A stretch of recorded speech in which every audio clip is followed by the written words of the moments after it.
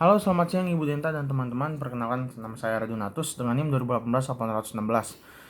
Di video kali ini saya akan menjelaskan tentang manajemen strategik mengenai tugas akhir saya. Yang pertama, manajemen strategik adalah sekumpulan keputusan dan tindakan manajerial yang membantu menentukan kinerja jangka panjang suatu organisasi. Ini mencakup pemindaian lingkungan, perumusan strategi, implementasi strategi, serta evaluasi dan pengendalian. Sebuah survei terhadap hampir 50 perusahaan di berbagai negara dan industri menemukan 3 manfaat paling tinggi dari manajemen strategik.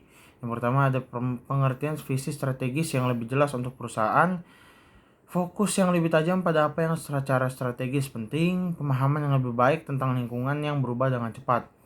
Sebelum manajer dapat memulai perumusan strategi, mereka harus memahami konteks lingkungan di mana organisasi mereka bersaing. Hampir tidak mungkin bagi perusahaan untuk merancang strategi tanpa pemahaman yang mendalam tentang lingkungan eksternal.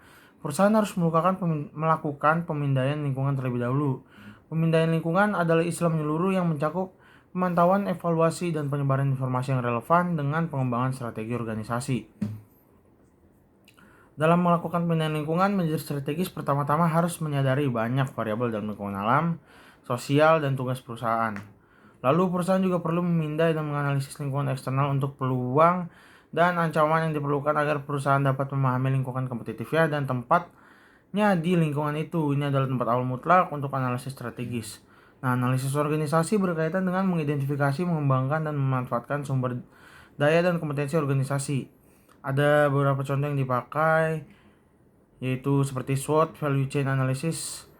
Nah, analisis ini dilakukan agar perusahaan memiliki rumus strategi untuk kedepannya. Perumusan strategi sering disebut sebagai perencanaan strategis atau perencanaan jangka panjang berkaitan dengan pengembangan misi dan tujuan dan strategi kebijakan perusahaan. Banyak eksekutif lebih suka menyajikan analisis mereka menggunakan SWOT. Bagian SWOT adalah akronim yang digunakan untuk menggambarkan 4 kuadran. Yang pertama ada strength, weakness, opportunities, dan threats. Lalu ada tabel evasivas ditambah dengan metrik PSAK yang dikembangkan untuk menangani beberapa kritik dari analisis SWOT dan sangat efektif. Analisis yang digunakan tadi akan menghasilkan strategi perusahaan. Nah, strategi perusahaan membahas 3 masalah utama yang dihadapi perusahaan secara keseluruhan. Yang pertama, orientasi keseluruhan terhadap pertumbuhan, stabilitas, atau penghematan, industri pasar tempat perusahaan bersaing melalui produk unit bisnisnya, cara manajemen mengkoordinasikan aktivitas, mentransfer sumber daya, dan menumbuhkan kemampuan di antara lini produk dan bisnis. Strategi perusahaan yang dibahas dalam mata kuliah manajemen strategi ini adalah directional strategy, portfolio analysis, corporate parenting. Directional strategi itu terdiri dari growth strategi, competitive strategis, retrenchment strategis. Nah, growth strategis, vertical growth. Adaro Energi saat ini bertumbuh secara vertikal. Adaro Energi telah menambah unit-unit bisnis dan saat ini mengoperasikan 8 pilar yang umumnya dikelompokkan menjadi pertambangan batubara, non-pertambangan batubara. Dalam setiap pilar, anak-anak perusahaan Adaro Energi bekerja sebagai pusat laba dan terus berupaya meningkatkan bisnis pihak ketiga di samping melayani grup Adaro. Lalu penghematan yang dilakukan oleh Adaro Energi ini terlihat dari tabel laporan laba rugi perusahaan yang bisa dibilang mengalami kerugian dengan selisih yang cukup banyak menelan kerugian tersebut. Penghematannya itu sebagai contoh ini bisa dilihat di annual report halaman 283 buku cetak, bahwasanya sewa operasi yang masa sewanya berakhir 12 bulan itu diberlakukan sebagai sewa jangka pendek. Kompetitif strategi. Adaro Energi memiliki anak perusahaan yang lainnya yang beroperasi di sepanjang rantai pasokan batubara mulai dari tambang ke pelabuhan dan berlanjut ke pembangkit listrik yang meliputi penambangan tongkang, pemuatan kapal, pengerukan, jasa pelabuhan, pemasaran, dan ketenaga listrikan. Pendekatan ini memberikan Adaro Energi kendali penuh atas biaya operasi, sehingga dapat disimpulkan bahwa Adaro Energi menerapkan strategi cost leadership. Kolaboratif strategi. Adaro Energi dan Pertamina secara resmi menandatangani perjanjian MOU yang isi programnya adalah gasifikasi batubara.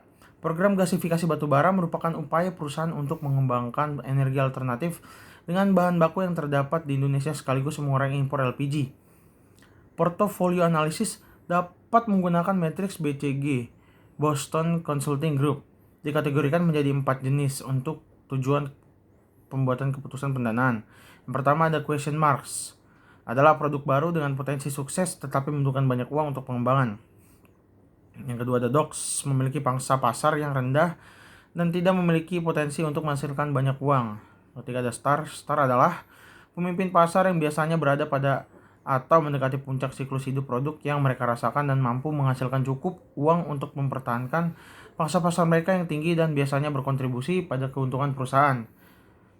Yang terakhir ada cash cow. Biasanya menghasilkan lebih banyak uang daripada yang dibutuhkan untuk mempertahankan pangsa pasar mereka.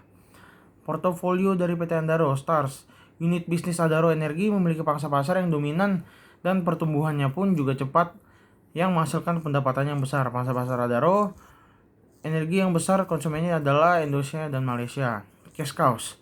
Unit bisnis Adaro Energi merupakan pemimpin pasar. Unit bisnis yang memimpin pasar ialah bisnis pertambangan batubara Adaro Mining serta non pertambangan batubara Adaro Power and Adaro Water. Lalu ada corporate parenting atau parenting strategi. Sebaliknya, memandang korporasi dalam hal sumber daya dan kapabilitas yang dapat digunakan untuk membangun nilai unit bisnis serta menghasilkan sinergi antar unit bisnis. Selain itu, manajemen strategi di sini mengajarkan strategi global. Strategi global adalah jumlah total aktivitas yang dilakukan organisasi untuk bersaing di pasar luar negara asalnya. Beberapa opsi paling populer untuk masuk internasional adalah sebagai berikut. Yang pertama ada mengekspor, perizinan, franchise, joint venture, dan lainnya. Tidak hanya itu, manajemen strategik juga mengukur performa di dalam perusahaan. Performa adalah hasil akhir dari aktivitas.